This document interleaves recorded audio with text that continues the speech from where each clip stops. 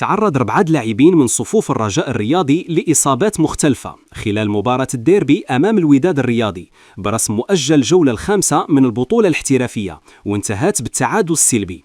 وغادر كل من عبد الله خفيفي ومحمد بولكسوت وآدم النفاتي أرضية الميدان متأثرين بإصابات عضلية، فيما اضطر بدر بانون إلى الانسحاب قبل انطلاق اللقاء بعدما شعر بآلام على مستوى العضلة الضامة أثناء الحركات الإحمائية. ومن المنتظر أن يحدد الطاقم الطبي للنسور مدة الراحة التي سيحتاجها كل لاعب قبل العودة إلى أجواء التدريب.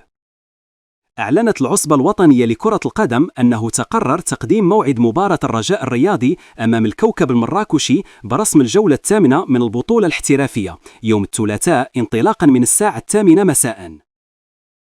حددت سلطات مدينة الدار البيضاء يوم الأربعاء القادم موعدا لإغلاق المركب الرياضي محمد الخامس قصد إخضاعه لأعمال الصيانة قبل تسليمه للاتحاد الأفريقي لكرة القدم استعدادا لاحتضان مباريات كأس أفريقيا. وأكدت العصبة الوطنية لكرة القدم الاحترافية في بلاغ لها أن المركب الرياضي محمد الخامس سيغلق رسميا في التاريخ المذكور، مشيرة إلى أنه تم تقديم مباراة الرجاء الرياضي وضيفه الكوكب المراكشي لتجرى يوم الثلاثاء المقبل بدل يوم الأربعاء.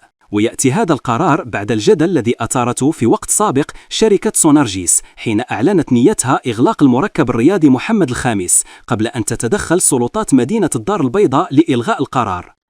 لتشجيعنا على مواصلة العمل وخلق أفكار إبداعية، لا تنسوا الاشتراك بالقناة وتفعيل الجرس وترك تعليقاتكم على الفيديو لكي يصلكم الجديد أولاً بأول.